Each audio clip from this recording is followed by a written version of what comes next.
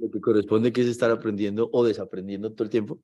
Y pues aquí hay una combinación de afiliados de diferentes cámaras, de diferentes regiones, invitados que nos están acompañando también en diferentes calidades, personas como Andy el Futuro, que ahí veo, o Ana Milena, que es del equipo que usted ya reunió esta mañana, Tatis, que es director de la Cámara de Transporte, afiliados de otras cámaras que también nos da mucho, digamos, alegría y expectativa, porque es que esta conversación sobre lo que puede pasar con la ética, con la realidad de las tecnologías emergentes, con lo que está pasando también con ChatGPT, todo ese boom que estamos viviendo y que es obviamente otra de las manifestaciones de lo que va a seguir cambiando y cambiando y cambiando y cambiando, pero la esencia entre principios, valores y la realidad del ser humano pues entra a esa conversación.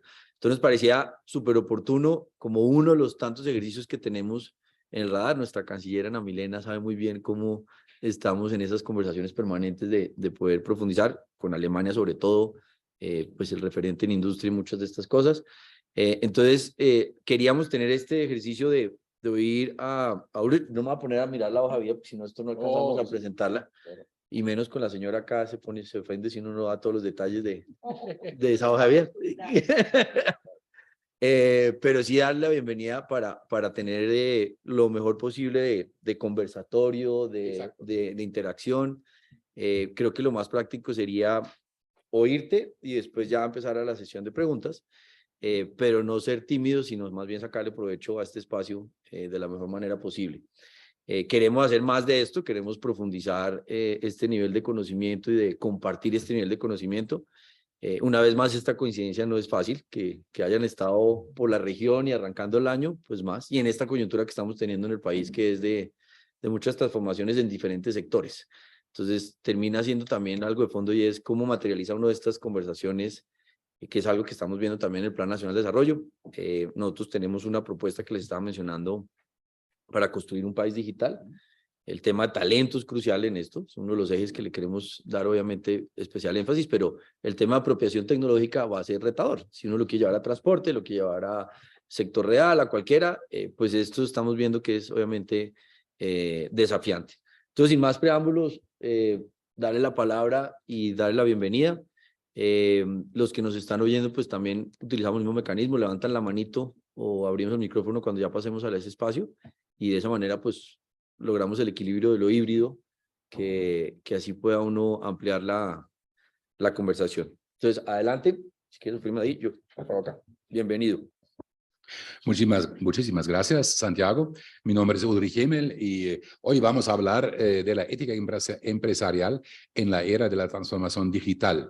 Y hace 3 años yo inicié a escribir un libro que se llama Crítica de la Razón Digital y tenemos la buena suerte que ha sido traducido en español, en castellano, entonces aquí tienen el libro. Pero ¿por qué está detrás? Detrás está una experiencia que tengo, estoy trabajando en 2 frentes, siempre he trabajado en el sector económico como director de grandes empresas y ahora al pasar mi propia empresa a mi hijo, he vuelto al mundo académico y me he profundizado un poco en los aspectos éticos de la economía, entonces ética económica, sobre todo con el Instituto de Ética Global en Tübingen, y ahí nació el hub más grande de investigaciones sobre inteligencia artificial en Europa, que ya en este momento tienen 300 personas quienes hacen su doctorado en este campo. Entonces es muy grande la infraestructura y pues después hubo como un cierto deseo de entender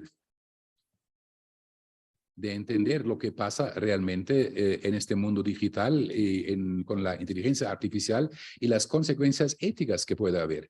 Presentaron sus investigaciones sin ninguna consideración social y ética. Entonces solicitamos a los candidatos que presentaron sus obras con unas consideraciones sociales, éticas y sociales. Y después dijeron, no, yo he pensado mucho, pero mi proyecto no tiene ninguna implicación ética.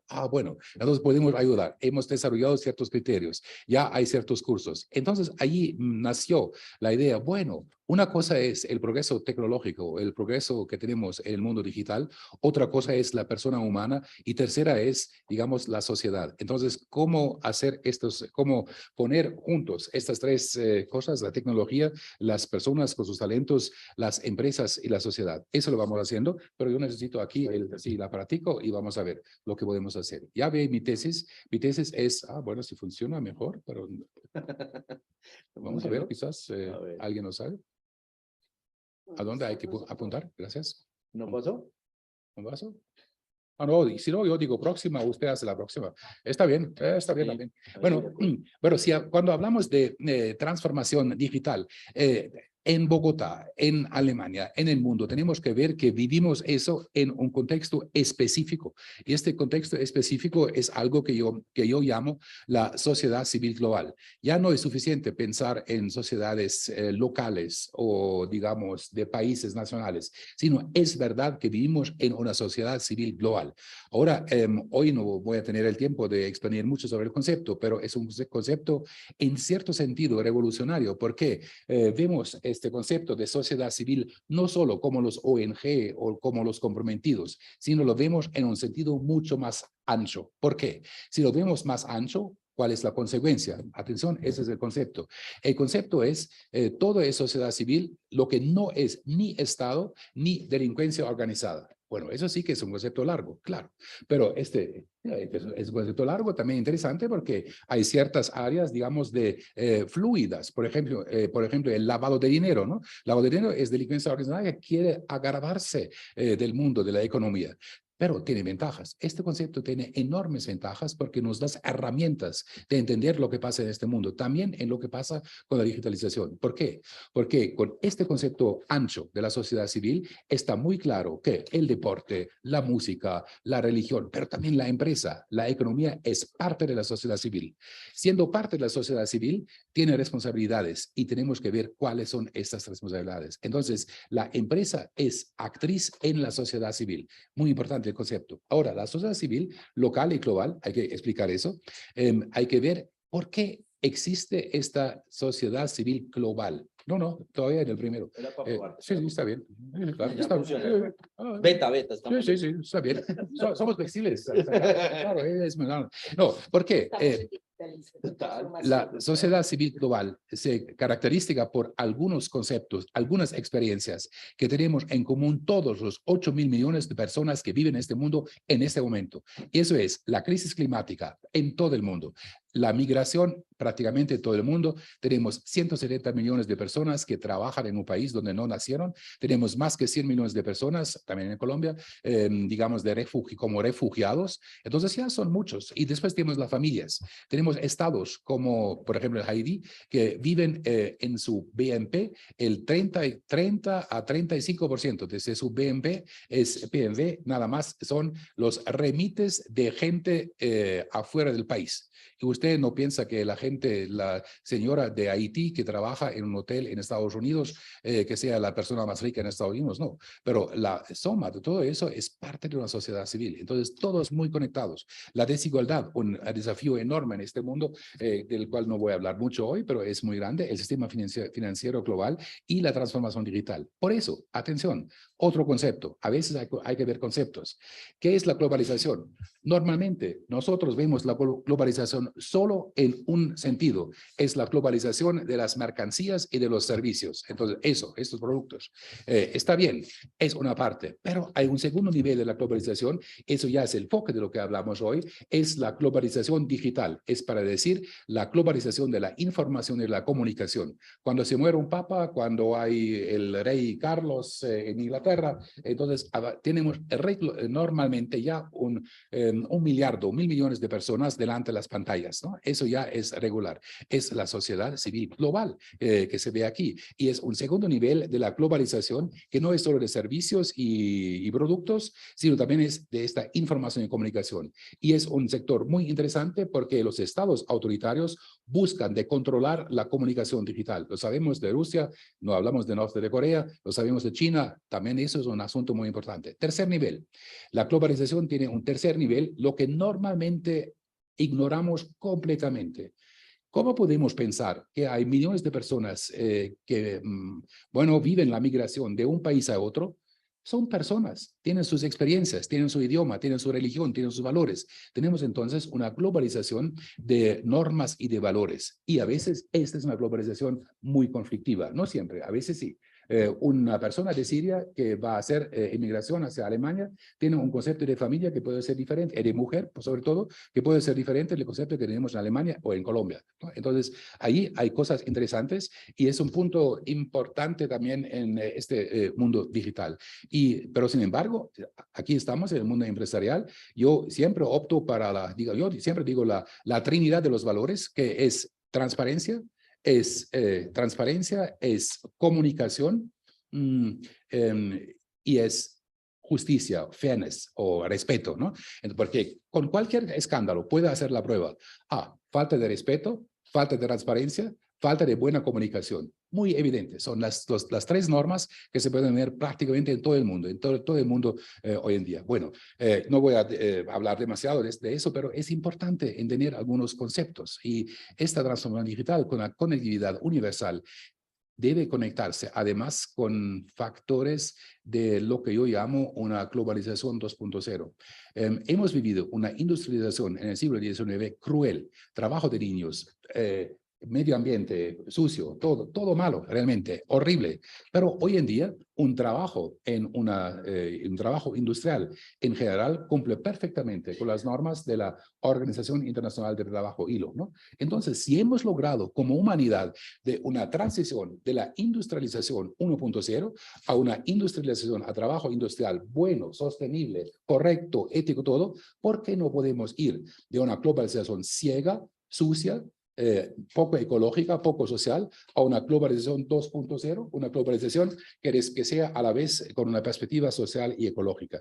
De eso hablo entonces de vida sostenible y de mínimos éticos globales. No tenemos el tiempo de ir más profundo, pero Tiene que volver. Con mucho gusto. Por eso estamos aquí trabajando. Bueno, eso lo pasamos rápidamente porque eso lo saben todos, pero es interesante verlo. Yo he crecido en este mundo del siglo XX, lugares fijos, empleos eternos, tiempos fijos, uno inicia a tal hora y termina a tal hora. Separación muy clara entre vida privada y vida laboral, fases de vida muy fija, formación, empleo, jubilación, TAC. Todo eso, un estatus fijo, una cualificación profesional que tú adquieres hoy y es suficiente para los próximos 40 años. Eso es de verdad otro siglo, ¿no? Ya eso pasó.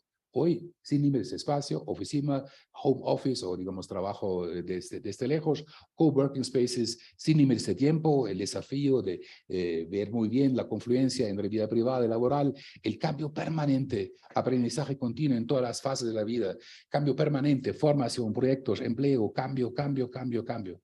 Eso es una aceleración enorme que hace una pregunta a nosotros mismos. ¿Quiénes somos? De eso vamos a hablar porque es importante. Y evidentemente ustedes quizás conocen el estudio de Fry y Osborne. Este estudio dice, bueno, el 80%, pero mínimo el 50% de los trabajos pueden ser digitalizados, entonces el trabajo humano ya no sirve.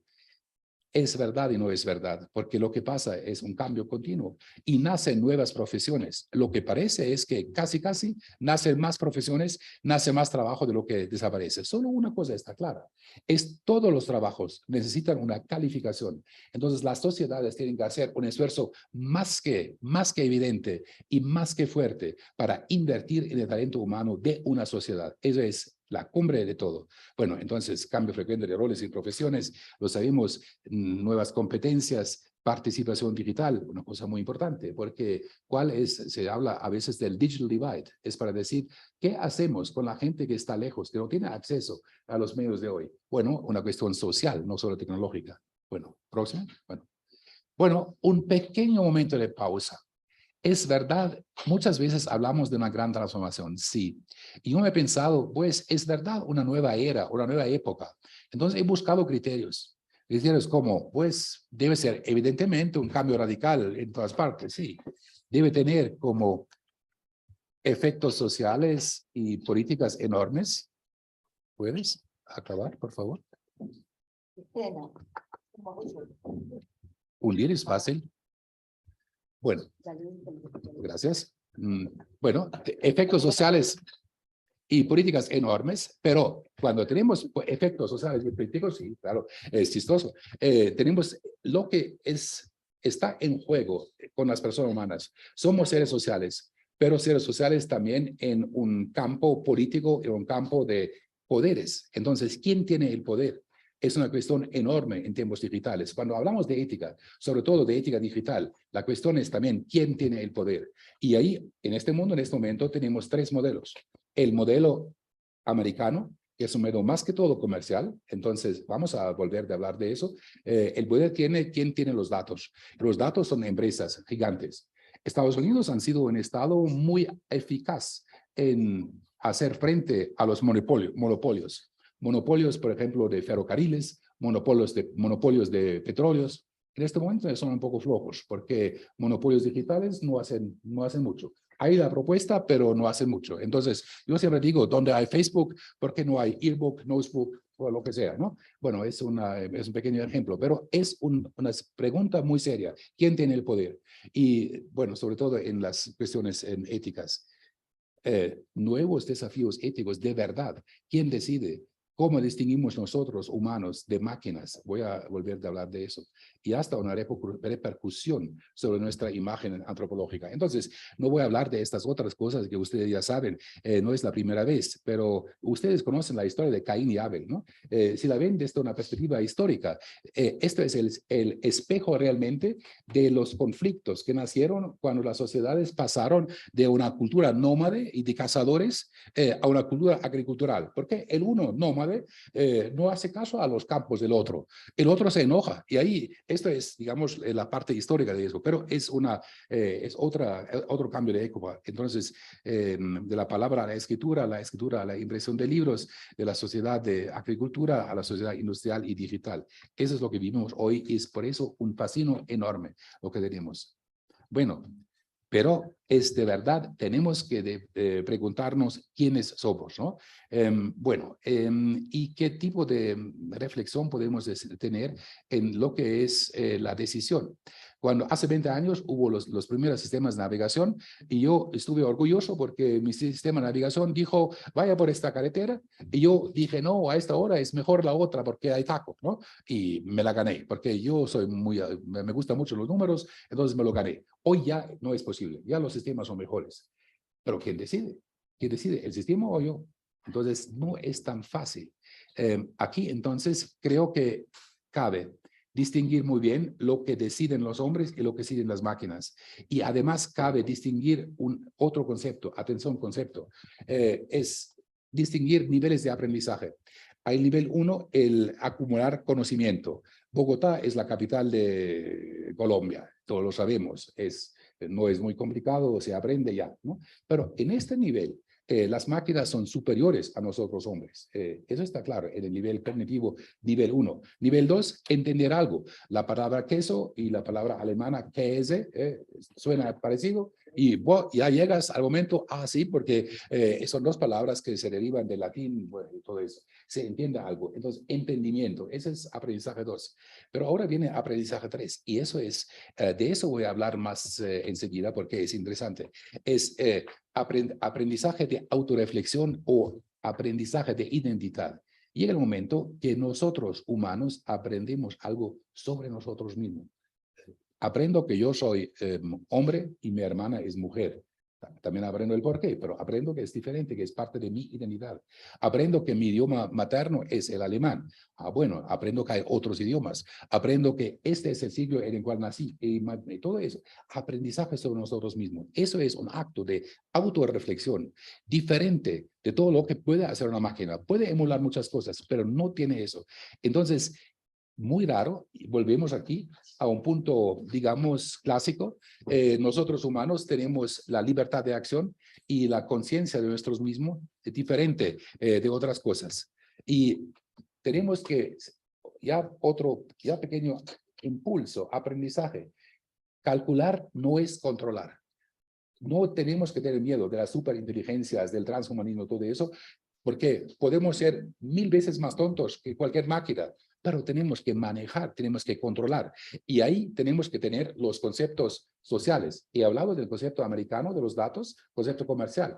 El concepto chino es diferente. Ahí es el Estado, digamos, paternalista, que dice cada uno de nosotros ya recibe 1000 puntos. 1000 puntos de su crédito social. Ahora parqueas mal, ya te sale un punto, ¿no? Pagas tarde, no te lo olvidas, pagas tarde ciertas facturas, a puntos menos, ¿no? Y más cosas, vas en rojo a un semáforo, te filman, ¿no? En cierto momento, en lugar de 1000 puntos, tienes 580, quieres hacer un vuelo, no te aceptan, eres un riesgo social, perdóname. Eso pasa, es un sistema de control de Estado que existe hasta hoy. Es interesante. El concepto europeo y el concepto que pienso que también puede tener raíces en Colombia es un concepto en base a la persona en su continua dinámica, digamos, con la sociedad. Pero eso es muy importante, defender las libertades civiles en los tiempos digitales. Hay ideas para eso, vamos a discutirlo, pero es interesante este punto. Entonces, ¿cómo hay que definir responsabilidades entre la toma de decisiones y la preparación de toma de decisiones entre hombres y máquinas? Bueno, ¿quiénes somos nosotros? Cuando yo escribí el libro, ¿no? Que son 3 volúmenes, y abarqué trabajo digital, ética digital, política digital, identidad digital, muchos aspectos. A ese momento tuve una crisis porque dije, ay, son temáticas muy grandes y ¿qué voy a hacer yo? Entonces me sentí como pequeño y ignorante y todo.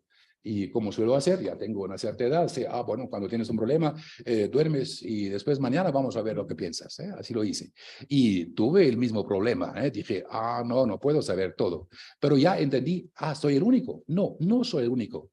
Y ahí es un punto muy interesante en este mundo digital. Estamos de frente a una explosión del conocimiento y además, digamos, a una parte cada día menor de nuestro conocimiento personal en lo que puede ser el conocimiento de toda la humanidad. Entonces, nuestra parte de mercado, si decimos así, en el conocimiento universal se hace más y más pequeño. Eso es un desafío enorme. Yo lo he puesto como el desafío del desconocimiento digital o de la ignorancia digital, y es parte, después, claro, lo he desarrollado como concepto, como suelo hacer. Entonces, cuando tienes este concepto, tienes que ver que cada uno de nosotros se puede ver muy bien en la persona que tiene su conocimiento profundo. Te pregunto porque sé, eres especialista y me das una respuesta de calificación. Y este conocimiento profundo, es el capítulo 1, es lo que te define también como persona. También hay cosas donde tenemos un conocimiento, digamos, de orientación, que es más superficial. Antes he dicho medio conocimiento, conocimiento superficial. Cuando yo hundo un ascensor, yo necesito saber hundir el ascensor y me llega al otro piso. No necesito saber todos los detalles del motor, de la mecánica, pero eso es un conocimiento periférico donde tenemos necesidad de saber cómo hacer, pero no saber cómo funciona, no es profundo. Y el tercer punto es realmente el desconocimiento consciente, en parte también consciente. Si tú quieres enseñarme cómo reparar una Harley Davidson, una motocicleta, digo, bueno, no es mi tarea, no, ni puedo ni quiero porque tengo otras cosas que hacer. Cada uno tiene eso. Y después de unas semanas me llamó una profesora de maquinaria de Aachen, ustedes saben, la ingeniería de Aachen en Alemania, Aquisgrana, es muy importante, y me dijo, nos pareció muy útil el concepto porque tenemos un proyecto en desarrollo de amortiguadores. Bueno, amortiguadores, yo no pensé en amortiguadores escribiendo este libro. Bueno, ¿por qué? Claro, porque un amortiguador es un elemento pneumático en los coches que quiere mitigar parcialmente los choques con la superficie. Pero claro, tenemos dos equipos, un equipo pneumático, mecánico pneumático, otro equipo digital que escanea la superficie de la carretera y quiere saber ya de antemano cómo son los huecos y cómo mitigar los choques. Y esos dos equipos no supieron hablar, no supieron comunicarse bien. Entonces, ¿qué hemos hecho? Hemos hecho cuáles son las exigencias del proyecto en términos de conocimiento profundo, conocimiento de orientación periférico, y desconocimiento no es importante. Y lo mismo lo hemos hecho, 1, para el proyecto, 2, equipo 1, 3, equipo 2. Y ya fue más fluida la conversación. Hemos publicado artículos sobre eso. Ya es un método que se pueda aplicar en el desarrollo, en la investigación, digamos, industrial de esos conceptos. Es una cosa muy interesante. Pero con eso, ¿quiénes somos? Y eso, como dije, es una época nueva. época nueva es nosotros como personas, no somos lo mismos como antes. Está claro que todos somos personas físicas y todos somos muy contentos que parte de este acontecimiento es físico, que podemos estar aquí juntos personalmente. Pero eso es solo una cosa. Ya tenemos persona número 2. Esa es mi persona 2. La extensión digital es yo y mi smartphone, ¿no? Es muy evidente. Hubo un caso en Estados Unidos, una persona, un hombre, que manejó borracho y lo pusieron en una cárcel un día de policía, ¿no? Una celda de policía, pero le quitaron el celular. Entonces él hizo, bueno, que yo borracho, me tengo que pasar una noche ahí, eso sí, se puede hacer, pero quitarme el celular es parte de mi personalidad. Eso fue el pleito y lo ganó. Y eso me dio la idea, decía, entonces esa es la persona 2 que somos. No es suficiente. Muchos de ustedes todavía conocen Freud, ¿no? La psicoanálisis, todo eso. Y Freud habla del yo y pero también habla del subconsciente y del inconsciente, ¿no? Y ya eso nace. Eso es la persona número 3 de nosotros. Esto es la persona, prácticamente, la persona cloud. De ti, Santiago, hay cosas en la cloud de las cuales no sabes nada, ni sabes preguntar. Y sabemos que no sabemos nada y ni sabemos dónde preguntar. Claro, el subconsciente es lo que puedes saber y puedes enterarte y llegar a la información, pero el inconsciente ni sabes lo que existe. Son los 3 niveles. Y eso es entonces quiere decir que vivimos ya nosotros todos, una nueva normalidad que es la identidad híbrida, digital, análoga. Ese es un poco difícil, un poco diferente. Entonces hay que ver estos confines más fluidos entre personas humanas y máquinas, y nosotros no podemos ya basar nuestra así llamada superioridad, como yo lo aprendí de niño, ¿no? En conocimiento, no. Pero muy sencillo, señores y señoras. Si hemos aprendido que los coches son más rápidos que los corredores mejores del mundo, podemos igualmente aprender que las máquinas son más veloces en materias de calcular que nosotros. Eso se puede aprender, eso no es nada de tan importante. Pero más importante es la autonomía humana, el control de nuestras acciones y nuestra corporalidad, el cuerpo verde. Nosotros somos en ese sentido cuerpos que saben actuar y pensar, thinking bodies, dicen en la literatura, ¿no? Entonces, esta idea vieja de cuerpo, espíritu y alma no es tan rara. Pero ahora tenemos que ver un poco, después de esta primera parte, que fue la parte un poco más filosófica o fundamental, ¿qué quiere decir eso para la educación, la persona humana y para la industria? Porque aquí estamos en un contexto, evidentemente, de industria también. Ahora, he pensado bien analizar quiénes somos y, como he dicho, este aprendizaje 3, aprender quiénes somos, es súper importante. Y he hecho 2 ejes. Un eje es el aprendizaje profesional. Es el eje donde te hacen la pregunta, ¿qué sabes hacer? ¿Cuáles son tus competencias profesionales? Y respondes, no, yo sé reparar un coche, o yo sé vender, digamos, medicamentos, o yo sé producir algo, ¿no? Bueno, el otro eje es el aprendizaje de identidad y te responde a la cuestión, ¿quién soy yo o quién eres tú? Y en nuestras sociedades tenemos una tendencia a la polarización enorme en este momento, en estas tendencias, ¿quién eres tú? Porque muchas veces tenemos ya la idea de una existencia cerrada y lo que necesitamos realmente es combinar 2 ejes, saber algo y saber quiénes somos, pero un aprendizaje de identidad abierta que rinde posible la convivencia en pluralidad. Eso es importante. Y con eso desarrollará las competencias profesionales. Y hay un solo método bueno, que es el diálogo con los demás, los encuentros y el diálogo. Por eso estoy contento que estamos aquí como personas, porque solo así. A mis estudiantes yo siempre digo, cuando tú ya sabes cuál es tu opinión, después de haber hecho un diálogo con otra persona, es muy probable que sea un monólogo, máximo un monólogo paralelo.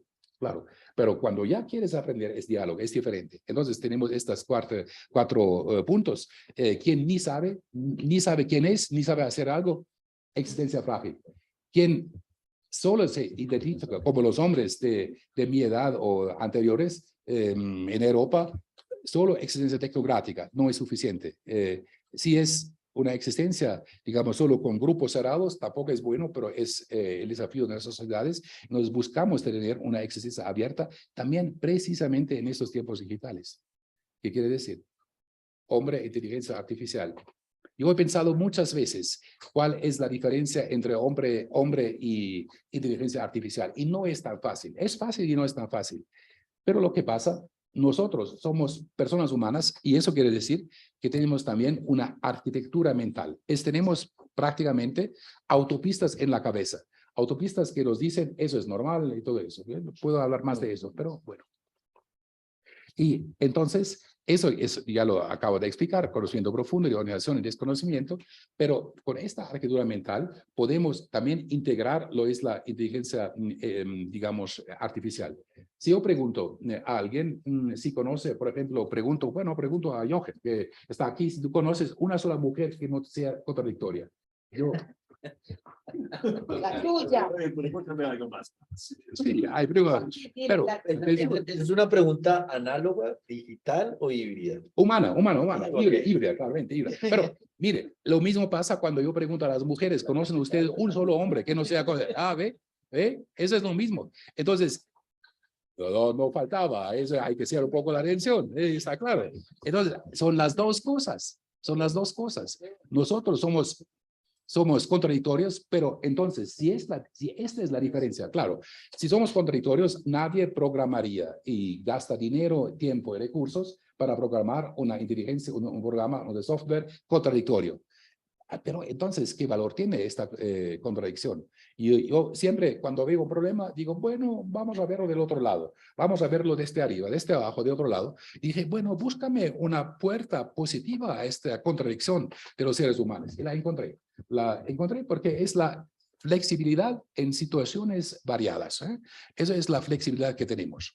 Claro. Y ya suena mejor, ¿no? Suena mucho mejor ser flexibles que ser contradictorios. Y entonces, esta flexibilidad es algo que, bueno, difícil, porque cuando uno hace este camino, este desarrollo, llegas a conclusiones.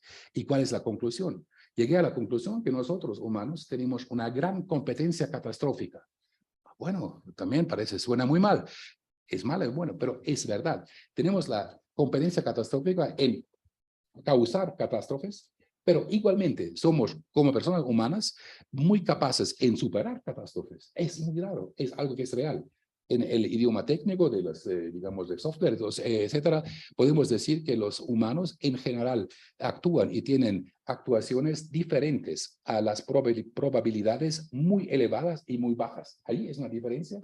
Es verdad, en el comportamiento entre computadores y hasta inteligencias, digamos, artificiales, bueno, claro, y ahí hay también muchos conflictos porque, ven, una inteligencia artificial de reconocimiento de caras, ¿no? Que solo conocen estas caras, no va a hacer nada de personas aún más jóvenes que ustedes y no va a hacer nada de personas de otro color, claro, porque siempre hay el bias, hay la discriminación en el universo de datos que tenemos. Entonces, ¿quién corrige y con cuál autoridad?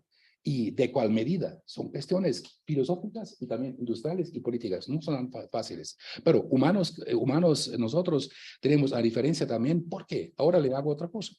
Aquí estamos. Sabemos que es lunes, sabemos que es una tarde, sabemos que, bueno, acabamos de comer o no hemos comido nada, sabemos que a quién vamos a encontrar hoy por la noche.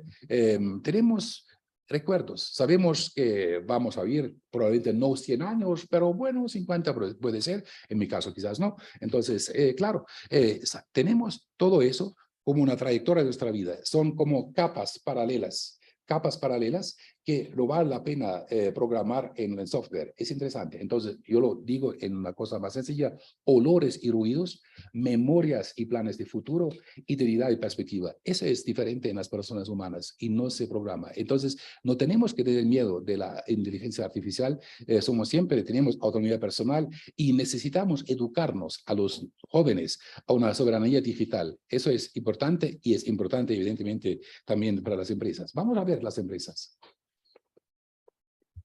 Primero que todo, pienso en las empresas, más que todo, debemos orquestar la ignorancia digital.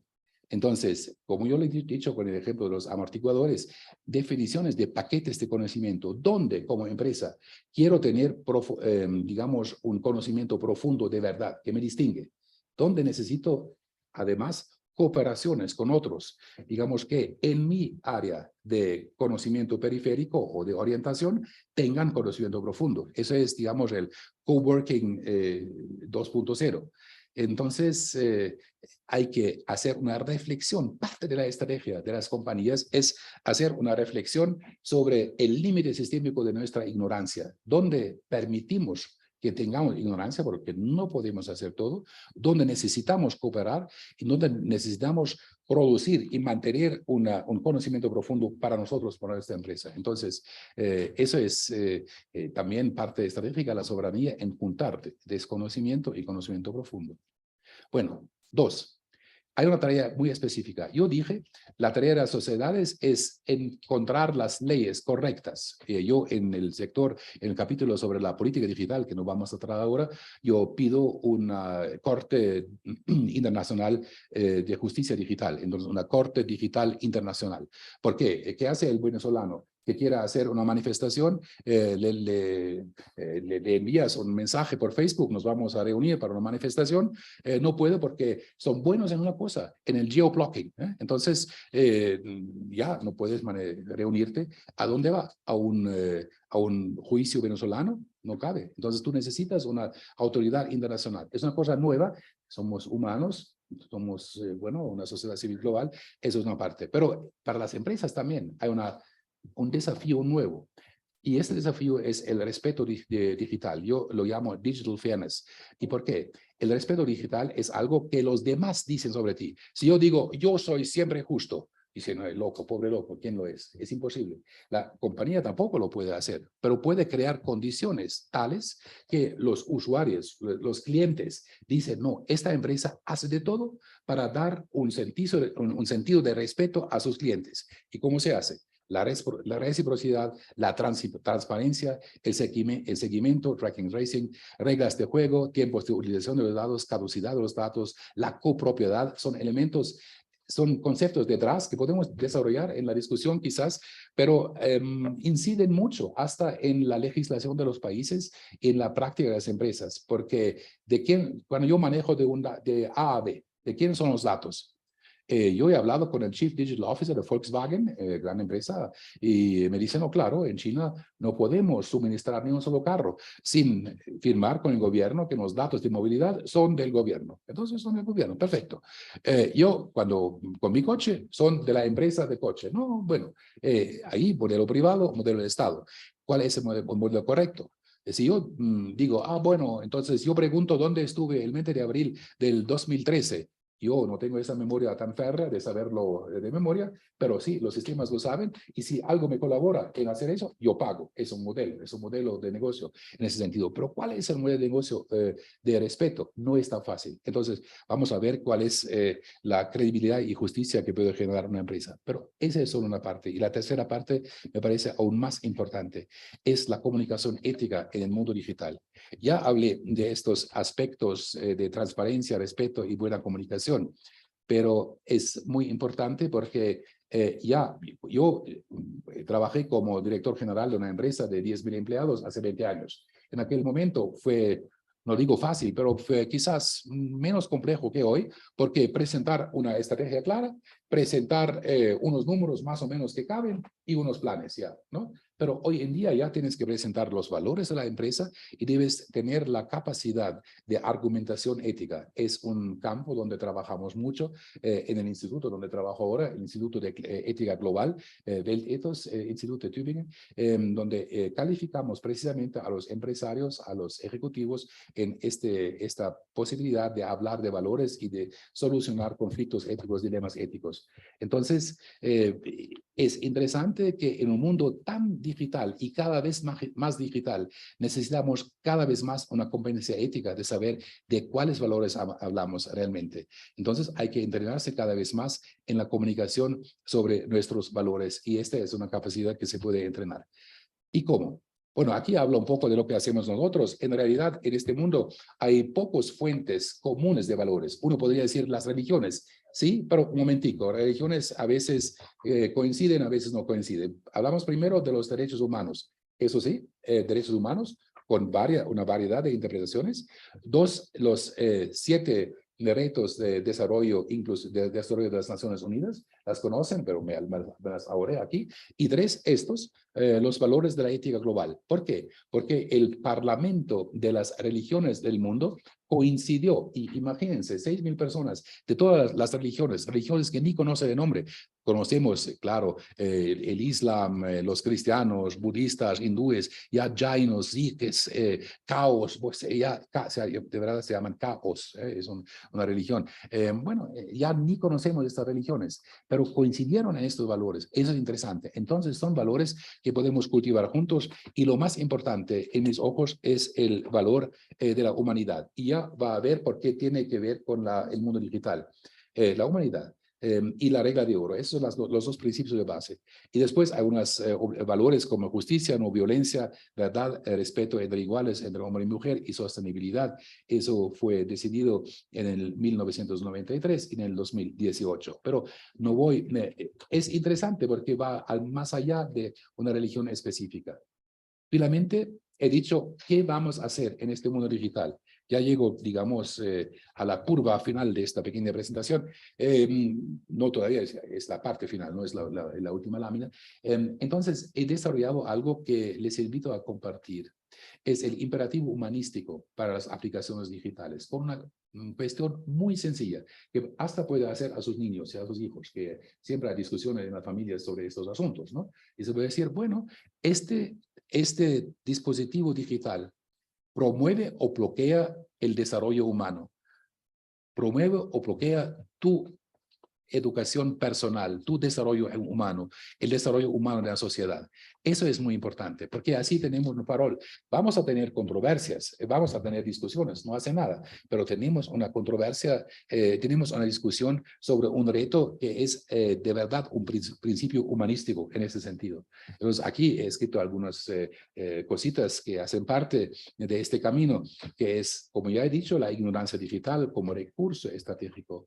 La reflexión sobre la toma de decisiones entre hombres y máquinas, la ética de la identidad digital, la educación y participación digital integrales.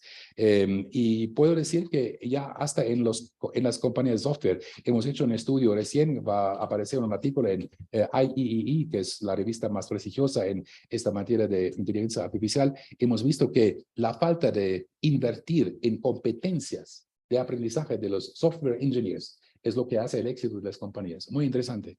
Entonces, la educación en las compañías es muy importante. Trabajo digital, política digital, ética y hasta religión digital. Es interesante, pero no voy a hablar de este asunto ahora. Hay cosas muy interesantes en este campo también. Bueno, ¿qué quiere decir? Ahora, una cosa práctica otra vez. Yo he sido entre los primeros a firmar la European Data Literacy Charter. ¿Qué quiere decir? Hacemos 4 preguntas muy sencillas. ¿Qué puedo? ¿Qué quiero? ¿Qué debo? ¿Y qué no debo hacer con los datos? ¿Qué puedo hacer con los datos? Claro, hacer todo lo posible. Pero ¿qué quiero? Ya es un límite, es más estrecho. Pero ¿qué debo? Mis tareas. ¿Y dónde son límites éticos o políticos que no debo hacer con los datos? Entonces ya vemos que la digitalización no es solo tecnología, es también talento humano y desarrollo social. Entonces, además a las competencias digitales técnicas, necesitamos las competencias sociales digitalizadas. Una profesionalidad digital tiene las 2 cosas, el manejo de la ignorancia digital, como ya dije, hasta la emocionalidad digital. Está claro, si usted ve una pantalla, en la pantalla algunos tienen el Golden Gate Bridge de San Francisco, otros tienen libros, terceros tienen matas, cuartos tienen, no sé, juguetes de los niños, terceros tienen una marca, pero es nuestra emoción, la expresión de nuestra personalidad hasta en el espacio digital que está ahí. Somos personas humanas también en el espacio digital. Y yo digo siempre, es igualmente real como todas las demás. Hago siempre mi ejemplo de la manzana. Al escribir eso, tuve una manzana en mi escritorio y me pregunté, ¿es real este mundo digital o no, o es irreal? Mordí la manzana, fue buena. Entonces, claro. Y después haces una foto de la manzana y la compartes digitalmente. Entonces tú ves muy bien que al pasar de un nivel a otro, tú llegas a un exceso Y hay un valor añadido, digamos, un beneficio, un exceso de realidad, porque la manzana digital la puedo compartir con todos. Pero ¿quién muerde una pantalla? Nadie, ¿no? Entonces, la manzana física la puedo comer solo yo. Entonces, ese es el exceso de la realidad análoga. Lo otro es el beneficio. Entonces, perdemos algo y ganamos algo. Eso es perder y ganar. Las dos cosas son reales. Entonces, eso es, hay que reflexionar en las compañías, en la vida privada y en la vida profesional. Estamos acabando. Con el cambio digital del trabajo y del liderazgo, me pareció interesante también subrayar estos principios de la doctrina social cristiana. Ya hoy en día no se habla mucho de eso porque parece ser pasado. Realmente han desarrollado eso en los tiempos de la industrialización 1.0, la industrialización sucia, donde hablaron la persona y hablaron una cosa en el 1891 en Rerum Novarum, hablaron del derecho del trabajador de ganar suficiente para nutrir, alimentar su familia. Es actual hasta hoy, desafortunadamente. Bueno, entonces la personalidad, hablando de la solidaridad, la sociedad y la subsidiariedad. Entonces, ¿cuál es el lugar de las decisiones centralizadas o descentralizadas? Y yo nada más hice el ejercicio, funciona eso, con la palabrita digital.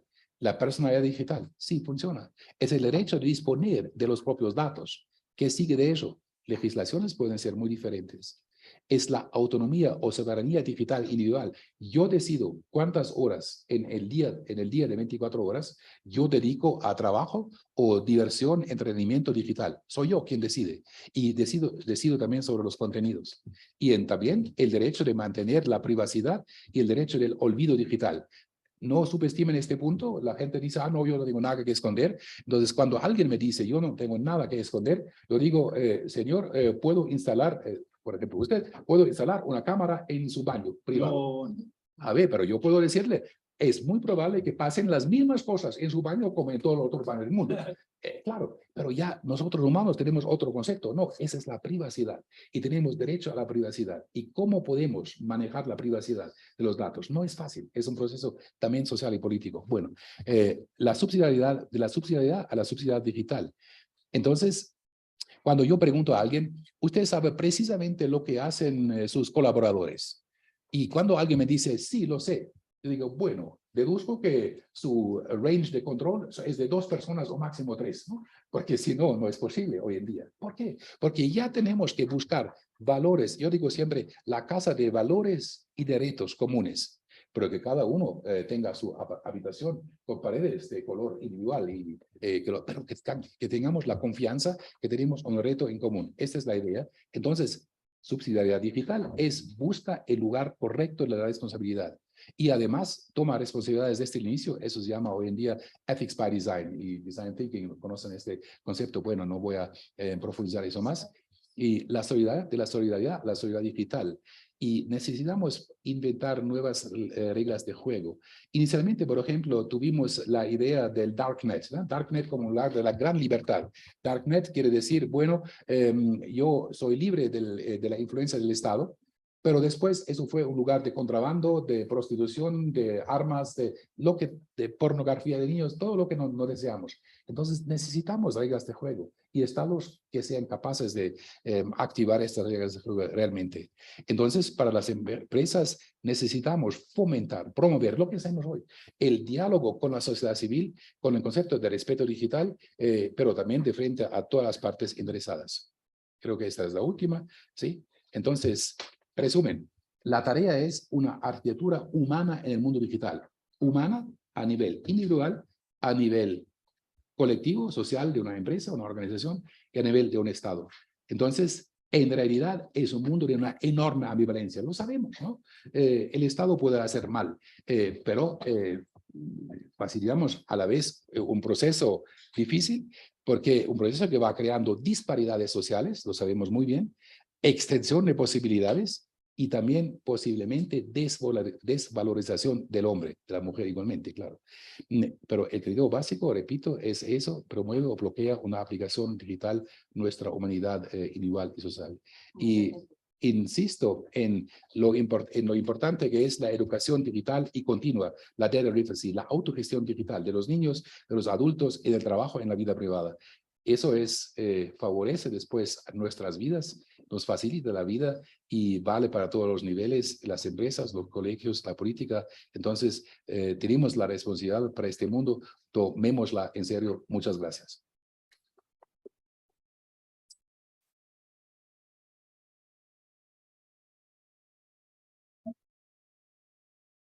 Pues estábamos tomando nota, está hablando ahorita con Camilo, que uno cuando mira el celular, que pone en su screen, y pues uno no andaba con eso, uno tenía su billetera y tenía su cédula y tenía no sé, las llaves de la casa, alguna cosa así, pero no el ejemplo de tener identidad digital en el celular.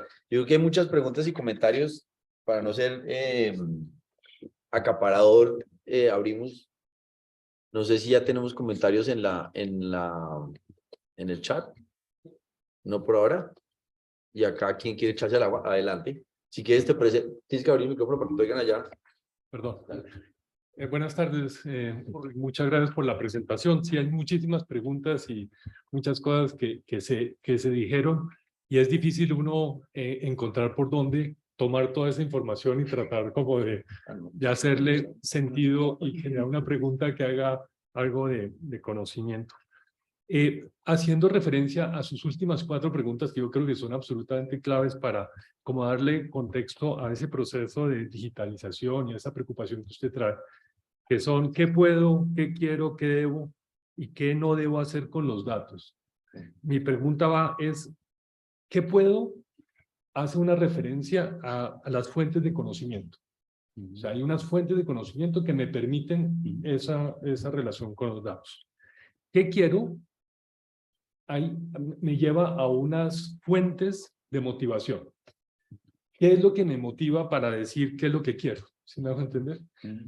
Después viene, ¿qué debo? Y va a haber unas fuentes de legitimización de lo que puedo. Mi pregunta sería esa. ¿Cómo podemos llegar a tener, no tanto, las preguntas hoy por hoy están muy focalizadas en las fuentes de conocimiento. Las universidades, todos estamos preocupados en la fuente de conocimiento. Hay menos interés en las fuentes de motivación y aún menos interés en las fuentes de legitimización. ¿Qué nos legitima para decir si puede el Estado utilizar los datos en la China para quitar o dar puntos de convivencia social o qué sé yo?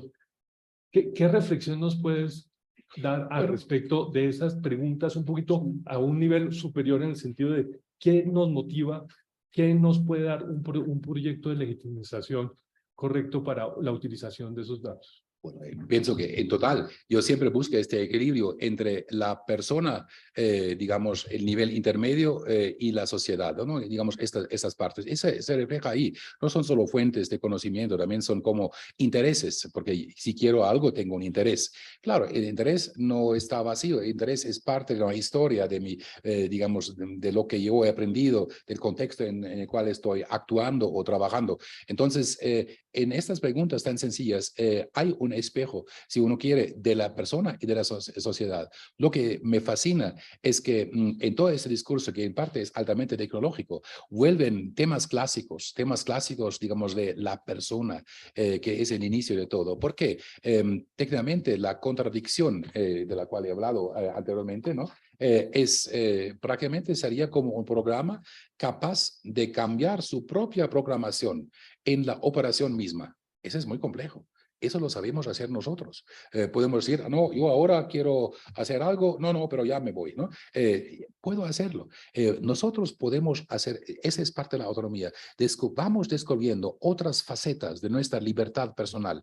Entonces, ¿cuáles son las fuentes? La curiosidad, la buena vida, la idea que tenemos de la buena vida, el sentido de la vida, que también hace parte de la gestión de talento. Todo eso es parte y lo podemos descubrir paso por paso. Por eso yo hablo también de lo que es la arquitectura mental que tenemos en nuestra cabeza. Y eso hay que fomentarla, por eso ya me parecen muy fluidas en ese sentido las fronteras entre persona, familia, colegio, sociedad, empresa, eso, somos todos humanos, eso es fluido, pero hay que hacer el enfoque correcto en cada fase de eso. Mire, un ejemplo concreto es el ChatGPT, que sabemos que has hablado de eso inicialmente, muy interesante. Y la gente dice, no, entonces ya el ChatGPT ha superado el examen de admisión en las mejores universidades de Estados Unidos, no solo la admisión, sino creo también el examen terminal de ciencias económicas. Bueno, entonces, ¿por qué hacemos un esfuerzo? Pero mire, ya eso también lo dijiste, hacer una pregunta es un arte y mejor lo puedes utilizar si sabes hacer la pregunta precisa. Entonces, el ChatGPT, además, tenemos que aprender mucho cómo funciona esta inteligencia artificial. ¿Qué hace? Tienes entrenamiento de datos, tienes una base de datos, entrenamiento de datos, pero estos datos por definición son datos del pasado, porque el futuro todavía no es. Entonces, todo lo que hace son datos del pasado. Entonces, solo puede darte un análisis de lo que son datos del pasado. Nosotros humanos también podemos crear futuro. Es muy diferente. Entonces ya hay una diferencia sistémica entre persona humana y ChatGPT. Y varias otras cosas donde yo digo, no, tenemos que manejar eso, tenemos que saber manejar las cosas. Es como saber a conducir. Tú puedes hacer accidentes con un coche, con un carro. Tú puedes matar a alguien, pero también puedes ir tranquilamente de un lugar a otro. Y eso ahora estamos como humanidad en este gran proceso de aprendizaje y me fascina. Adelante, ¿quién más tiene inquietudes? ¿En el chat hay alguien conectado? ¿O están todos digiriendo? Camilo, aquí Camilo. Muchas gracias por tu presentación. Sí, ya. Desde tu perspectiva, ¿cómo deberían los líderes empresariales abordar ese dilema, ese reto de la humanización y de poner al ser humano como el origen y también como el principio y fin de toda esta conversación? Porque creo que el desafío va a estar en cómo ese líder empresarial entiende que, claro, responde a unos intereses económicos, sociales, pero que en últimas esto acerca a personas. Entonces, ¿por dónde comenzar esa reflexión en la empresa? Pero mire, yo creo que es posible, es súper interesante porque yo creo que es crear espacios abiertos y dinámicos. ¿Qué es eso? Si tú creas un espacio de una pregunta, y yo siempre puedo solo invitar a hacer muy, muy grande el espacio de tus preguntas, porque el espacio de tus preguntas también define después la calidad de tus respuestas. Si tu espacio de tus preguntas es pequeñito, tus respuestas serán pequeñitas. Si es rectangular, tus respuestas serán rectangulares. Ahora, es claro, es idioma metafórico. ¿Qué quiere decir en práctica? Yo pienso que, por ejemplo, esta pregunta, ¿qué quiere decir humanización en el mundo digital para nuestra empresa? O aquí para este grupo, podemos hacer talleres, no es difícil. Y podemos dar la voz a cada uno, porque somos personas humanas. Y yo creo que la digitalización en este sentido nos ofrece muchas posibilidades de verdad de humanizar el diálogo y humanizar esta parte del diálogo en las mismas empresas. ¿Por qué? Porque después, parece ser, bueno, eso lo hemos dicho 1000 veces y nunca lo hemos practicado. Hay que practicarlo. ¿Por qué? Porque después tú necesitarás hacer un doble juego. El juego es cuáles son las competencias de mi compañía y cuáles son las competencias de tu persona en esta compañía. Y eso es... Hay una metodología, yo por casualidad encontré este método del desconocimiento, conocimiento profundo, conocimiento periférico, pero es algo muy sencillo que se puede hacer. ¿Dónde deseamos nosotros como empresa tener un enfoque de competencia? Es en data analysis, es en la recolección de datos, es en la, digamos, en la venta de datos, es en la configuración. No es tan fácil, es fácil y no es tan fácil. Entonces, cada uno tiene que buscar su USP, su punto de individualidad como empresa y después como persona. Y eso realmente, por eso yo opto fundamentalmente por un proceso estratégico de competencias digitales en las empresas y en las personas. Y es muy raro porque yo hace muchos años he desarrollado una teoría de desarrollo de competencias en un contexto completamente diferente. Quizás lo has visto, yo he hecho estudios de ciencias sociales y económicas de un lado y de filosofía y teología de otro lado. Y he ganado en el curso de mi vida una serie de títulos académicos, ya tengo muchos años, ¿no? Pero entonces, allí una vez he desarrollado un concepto de competencia personal que se desarrolla en varias dimensiones. Una dimensión es la dimensión. ¿Estoy otra vez? ¿No? Gracias. Igual. ¿Alguien allá? Perfecto. Entonces, ChatGPT saboteando la conversación. No, pero es interesante porque son 4 competencias y una base. Las competencias, la competencia cognitiva. Entonces, ¿qué sabes? La persona debe preguntarlo y la empresa también.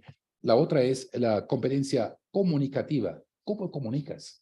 Y hay gente buena y mala en comunicaciones, lo sabemos, pero claro, tú puedes hasta hacer una escala ordinal entre 1 y 100 o 0 y 100, 1 y 10 y puedes medir un concepto específico. Entonces, experiencia cognitiva, experiencia comunicativa, experiencia afectiva. ¿Cuáles son las emociones que tienes, que expresas y que quieres expresar? ¿Y qué vas a comunicar con esas expresiones? Es muy importante eso también. Y la cuarta es la dimensión pragmática. ¿Qué sabes hacer? Entonces, lo que es la parte profesional realmente. Todo eso hay que entender que son dimensiones que nacen de algo que yo he llamado después en las personas del yo interior. La persona, nosotros mismos. Nosotros mismos tenemos una idea cómo manejar nuestra vida, cómo navegar nuestra vida en ese sentido. Es lo mismo en las empresas, cómo navegar las empresas. Las empresas tienen un nombre y este nombre es parte de la historia y es parte del enfoque del futuro. Entonces, esta es la parte del control de las competencias, el desarrollo estratégico de las competencias. Y prácticamente tienes como una red entre las competencias y la estrategia de competencias de las empresas y las competencias individuales de cada uno en la empresa. Y pasa que a veces tú dices, entonces necesitamos tener competencias completamente diferentes. ¿Qué vamos a hacer? Entonces, comprar, invertir, hacer, son cuestiones clásicas estratégicas y además, lo que también me ha sorprendido inicialmente, el valor añadido de una reflexión ética sobre eso, porque hay tanto abuso y hay tantas cosas que no son muy claras en este mundo digital. Hay peligros también, lógicamente. Entonces, eso creo que es muy práctico. Entonces, la participación y el desarrollo de estrategias de competencias de organización y personales. Adelante. Sí. Buenas. ¿Qué tal? Con relación a la parte que mencionaba si quiere, sobre... se presenta para que nos Sí, conozcamos todos. ¿qué tal? ¿Cómo están? Omar Vivas, Alimentos Polar Colombia, gerente de transformación digital. Con relación al tema ético de las 4 preguntas de qué puedo, qué quiero, qué debo, qué no debo hacer, no sé si hay alguna parte que legisle, porque en la recolección de los datos de las personas, puede que una persona se beneficie o que se perjudique. Supongamos una persona que tenga sensores para entender cuál es su estado de salud. Es probable que te beneficie para prevenir que te dé un infarto, te ocurra algo, e incluso para una industria farmacéutica para saber cuál es el estado de salud de una población. Pero por otro lado también, una empresa de seguro puede decir, esta persona está bastante enferma y le cobro más. Entonces, en algunos casos la información puede ser tanto buena como mala. Claro. No sé hasta dónde podría haber una legislación que ayude o no, bueno, o si uno mismo firma el consentimiento para poder decir, bueno, ¿sabes qué? Úselo porque me beneficia, pero también sé que me puede perjudicar. Sí, pero ¿qué vamos a hacer? ¿Qué hago yo? ¿Qué hacen ustedes? Cliqueamos, sí acepto, lo leemos, no tenemos el tiempo, ¿no? Entonces, pero sí, es una pregunta súper interesante. Varias pistas. Salud es un ejemplo súper bueno. Hay compañías y tú puedes ya ver tu genoma humano, ¿no? Tú puedes pagar $160 y ya sabes cuál es tu genoma, ¿no? Pero en este campo de las compañías especializadas en el genoma humano hay muchas diferencias, no solo en analíticas, sino también en el trato de datos. Hay algunas compañías que dicen, bueno, te lo vendo €160, ya sabes cuáles son las probabilidades de ciertas enfermedades, ¿no? Que si las quieres saber, bueno, pero nosotros, compañía, después tenemos los datos y sabemos con los datos lo que queremos. Hay una compañía que investigué en este libro que escribí y esta compañía te promete, no, vamos a utilizar tus datos para tu análisis, pero no vamos a hacer nada más con estos datos. Eso me gusta. a mí personalmente. Entonces, si yo necesito hacerlo, entonces tenemos la tarea de transformar en una ventaja competitiva el trato ético de los datos. Muy, muy interesante. Más, colección de los datos en el sistema de salud. Claro, después yo digo, bueno, yo, caja de salud, tengo tus datos y yo sé que, perdóname, has hecho ejercicio, pero no lo suficiente. 10% más, eso es muy poco, pero sí, tienes que pagarlo. ¿Deseamos tener eso en la sociedad? Yo creo que no. Yo creo que el riesgo debe ser solidario. Entonces, ahí son preguntas profundamente políticas. Hasta hay, como yo he trabajado casi 30 años en el sector salud, en varias empresas, y entonces hay una propuesta que me parece muy interesante que dicen los datos de salud son inalienables, son tu propiedad privada, y tú eres quien determina lo que se hace con estos datos. Bueno, yo personalmente he desarrollado un concepto innovador que no sé, siempre hay que iniciar con conceptos, después las realizaciones, bueno, vamos a ver, porque vemos que muchas veces hay abuso de datos y muchas veces hay un uso comercial de los datos inapropiado. Entonces, ahora, eso es un poco un sueño, pero puede ser bueno. En mi país, en Alemania, cuando tú eres autor, escribes un libro y hay una sociedad que es una cooperativa prácticamente, una cooperativa sobre los derechos de autor de los autores. Bueno, entonces yo cada año recibo, no sé, $250, algo así, por las copias de mis libros, no es nada. Yo he transferido esta idea a una cooperativa de datos públicos. Entonces, nada más el legislador puede decir, bueno, si tú con tu compañía, Santiago, quieres utilizar mis datos, tienes la obligación de preguntar primero a la cooperativa de colección digamos, utilización de datos a uso de los dueños de los de datos, tienes que preguntar, ¿has hecho un contrato, sí o no? Lo que deben hacer cuando alguien quiere citar algo de mis libros o tienen que preguntar, ¿no? Entonces, nada más tienen que preguntar. Y después hay ingresos de eso y eso se puede dar otra vez a la población. Claro, es desde avanzada, lo entiendo, pero es interesante. Lo más importante es ver, y tu pregunta es de verdad muy buena, porque es parte de los límites de la legislación de hoy. Porque lo que vemos en el mundo digital es, hay un desarrollo técnico y se juega, y después, no, necesitamos tener un poco de legislación. Ejemplo, hate speech, conocen este fenómeno, ¿no? Y se dice, no, hate speech en la red digital, no, ese no es tan real, eso entonces no pasa nada, no podemos hacer nada.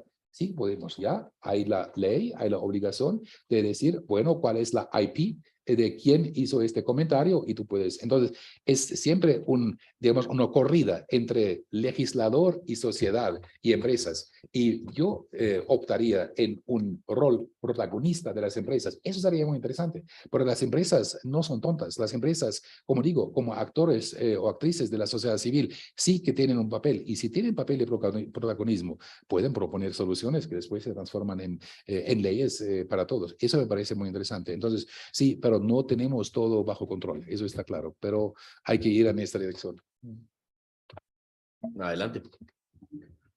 Buenas tardes, yo soy Ricardo Nicoletti, mucho gusto y muchas gracias. A mí siempre me ha fascinado el tema eso de la legislación con respecto a la innovación, porque la legislación llega siempre tarde, de alguna manera.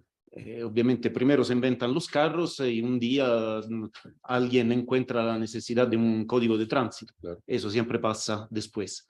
Y me parece que en el mundo digital estamos bastante mal.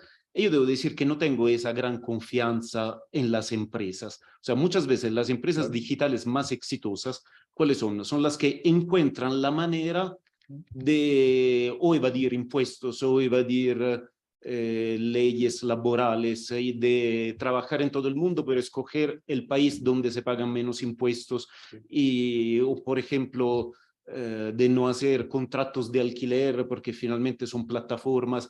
Entonces, y esas son las empresas normalmente más exitosas y que además se toman como modelo para decir que una innovación digital ha sido exitosa. Sin embargo, después, cuando se quiere entrar a legislar, normalmente es demasiado tarde y normalmente a un cierto punto la excusa es, sí, pero así perderíamos 100.000 puestos de trabajo. ¿Qué hacemos?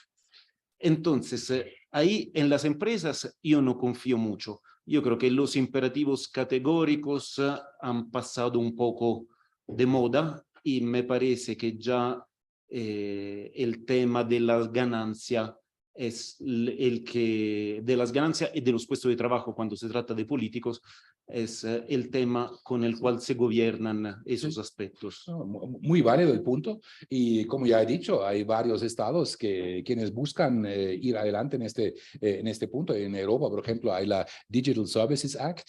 En Europa hay también ya la clasificación del riesgo en la inteligencia artificial. Es muy superficial, es digamos clase 1 a 4, pero ya hay pasos en esta dirección. Hasta parte del movimiento que tenemos ahora es la Global Tax Initiative, es para decir una tasación mínima para todas las empresas del 15%. Bueno, es difícil porque siempre hay huecos y hay estados, digamos, soberanos que tienen su legislación, pero es verdad que es por eso que necesitamos también, lo que yo digo, herramientas intelectuales. Por eso yo hablo de la sociedad civil global. Y no puede ser que 1 o 2 estados pequeñitos, además, tengan unos privilegios en el sistema financiero. Eso no funciona. Entonces, ahí tenemos que buscar otra vez una política internacional, multinacional, y instituciones nuevas, novedosas, internacionales. Estoy convencido de eso, pero está claro que no es bueno dejar el campo solo a las empresas. Eso no lo digo. Yo pienso que el Estado necesita definir un corredor de valores mínimos y de prácticas mínimas. Además, yo he hecho referencia a los procesos antimonopolios de los Estados Unidos, que han con los baby bells, telefonía, con los ferrocarriles, con Rockefeller. Yo pienso que esta lógica, the winner takes it all, de la economía digital de plataformas, no es suficiente. Pero tampoco es suficiente solo dar control al Estado, como lo hacen en China, como lo hacen en Rusia. Eso tampoco le queremos. Entonces, nuestra tarea, entiendo que las empresas solas no, pero este juego entre buscar el punto de equilibrio, eso me parece muy, muy importante. Y yo personalmente tengo el deseo que Colombia mire no solo a Estados Unidos, lo que me parece ser, yo ahora con Amparo, que ya tenemos una relación de algunos años, ¿no? Entonces, conozco algo del país, claramente no todo, pero sí, me parece triste que los enlaces entre Europa y Colombia sean tan flojas. Yo pienso que necesitamos mucha más fuerza en el gran laboratorio social y político que es Europa. Estados Unidos tienen sus ventajas y tienen sus desventajas, eso lo sabemos, pero solo quedarse en una contradependencia, mirando solo a un lado. Nosotros, mire, cuando yo por primera vez, no sé, creo que tuve 40 años o algo así, fui nombrado director de una empresa. Entonces llegué, yo 40 años, los demás me parecieron súper viejos, más o menos como yo hoy, ¿no? Entonces, pero me parecieron súper viejos. Entonces yo llegué allí y el director general me dijo, su asiento es este. Pero lo dijo de un gesto, su asiento es este, que me provocó a decir, no, pero no puedo cambiar de puesto y ponerme y sentarme allí. Un colega, siempre me pareció muy viejo, dijo, no, porque así yo necesitaría cambiar de perspectiva.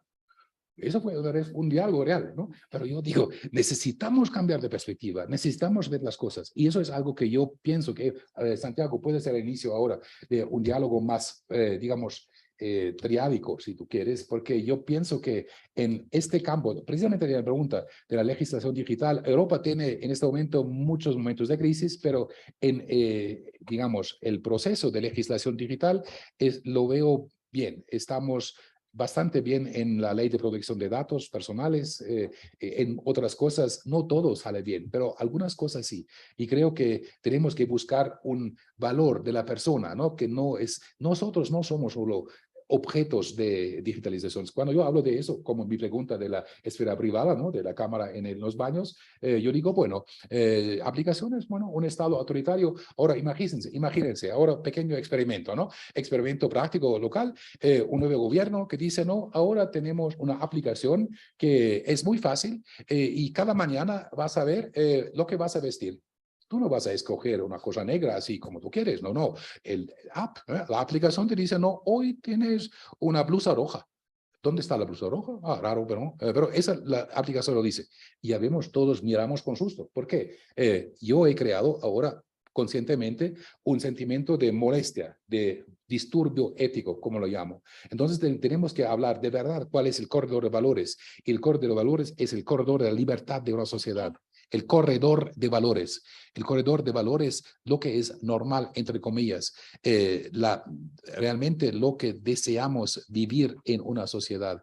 Eso es un proceso continuo y es un proceso en Colombia, en Estados Unidos, en Europa, pero tenemos que dialogar para ir adelante, porque el desafío digital, en cierto sentido, es igual para todos, porque ¿qué podemos hacer? Digital, 1.0, aplicaciones, eso no es tan complicado. Pero el mundo, este es el enfoque de esta conferencia.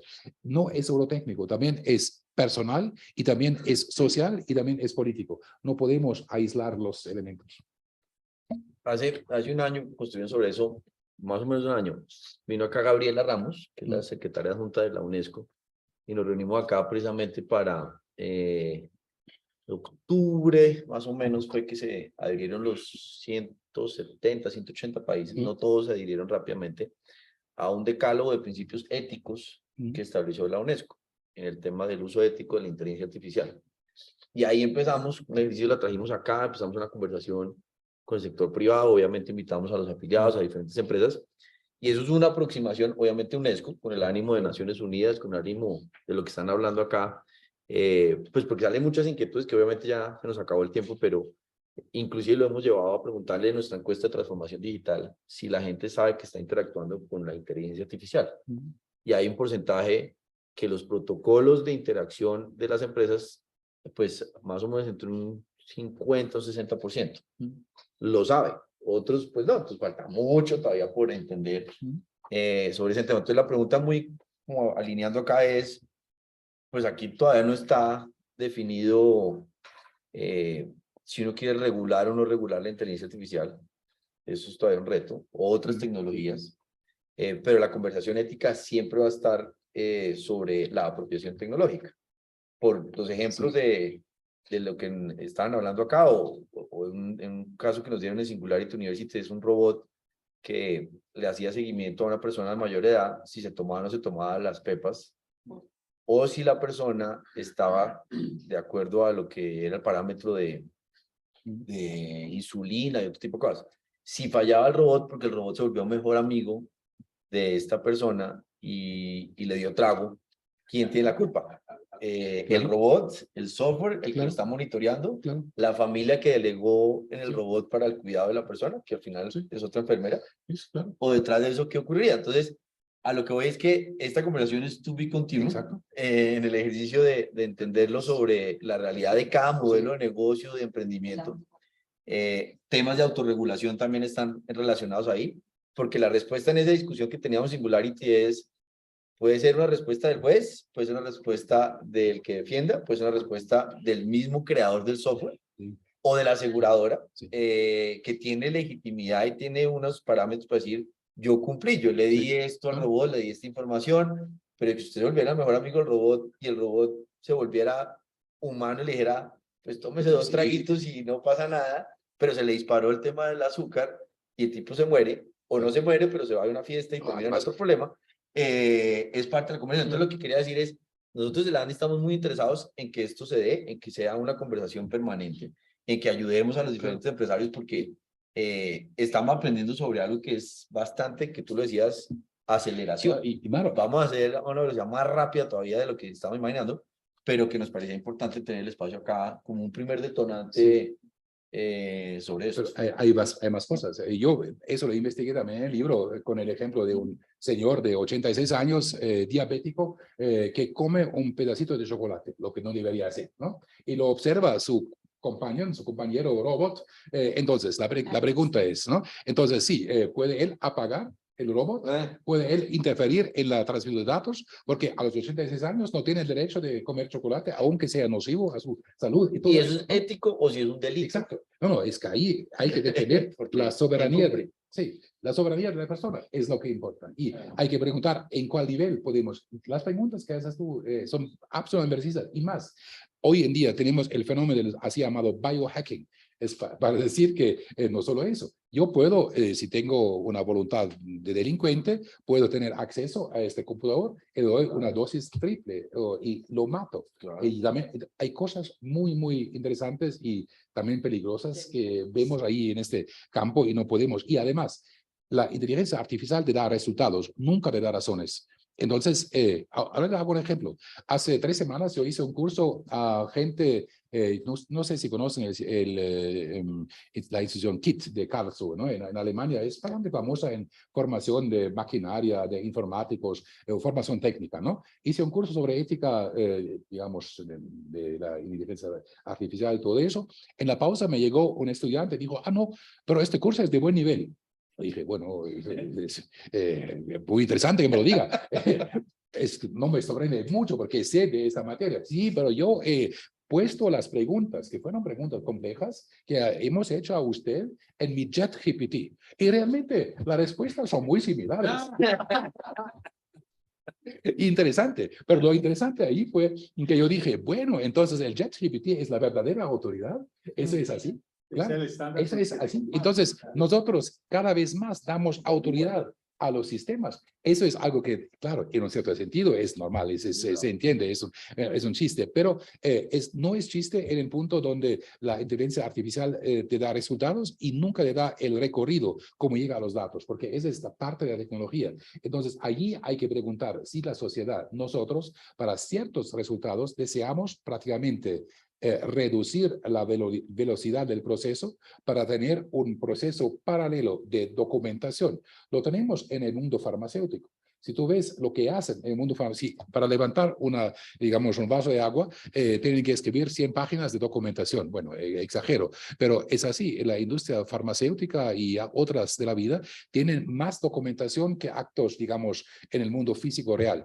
¿Y por qué no hay, por ejemplo, por lo menos ciertas islas en el, digamos, mundo de la inteligencia artificial, donde requerimos, no, tienes que documentar cómo llegas al resultado? Porque siempre lo que pasa es el Ethics by Design, los datos de entrenamiento iniciales, ¿no? Definen el resultado, tu outcome. Entonces puede ser bueno o malo, pero eso define el outcome, nada que hacer. Entonces allí tenemos muchas preguntas delante y de verdad preguntas novedosas, no son preguntas de ayer, lo que le dijiste, son preguntas de mañana y la sociedad debe aprender y todos debemos aprender. Porque eso hablo de la sociedad civil global, no solo local. Y por eso hablo de miremos juntos, también la misma cosa de Europa. Europa mira muy poco a América Latina, demasiado poco me parece, pero y ya viceversa, ¿no? Entonces ahí creo que es bueno ver los lazos, porque si no, Europa también tiene sus dificultades, sus desafíos, ya sabemos, ¿no? En todas partes, la vida es difícil en todas partes, pero juntos podemos. Y yo creo que las culturas son más similares en cierto sentido, siempre entre América Latina y Europa que otras partes del mundo. Ya, no nada contra otras culturas, pero los modelos son importantes, que no puede ser ni sobre el Estado, ni sobre la empresa o grandes empresas digitales, hasta monopolios digitales que definen nuestro destino. Somos nosotros, ciudadanos, que podemos definir. Yo hago con mis datos eso y este otro, pero ese es un proceso también educativo, eso está muy claro. Dale, la última porque ya sé que no se nos fue el tiempo. Adelante. Yo soy Stefan Reit, el director de la Fundación Konrad Adenauer aquí en Colombia. Mi pregunta es si usted ve que hay más adelante un mercado para la ética. O sea, que hoy en día, hablando de los datos, ¿no? Uno puede decidir, pues a lo mejor no uso Google, uso DuckDuckGo, no uso Google Maps, uso OpenStreetMap. Sí, sí, claro. Pero pues la mayoría de la gente, como usted dijo antes, pues dice, ay, yo no sé de esas cosas y no tengo nada que esconder. Entonces, hoy en día, el que más datos acumula en su empresa tiene más peso y más poder en el mercado. O sea, pero al revés, si de momento quiero decir, es una élite muy pequeña que dice, yo cuido y sí, pues a lo mejor pago ahí en la empresa que cuide mejor mis datos, tenga más transparencia. ¿Usted lo ve o estamos lejos de eso? Yo veo eso, pero también veo una pregunta muy interesante, también como para acabar, súper interesante.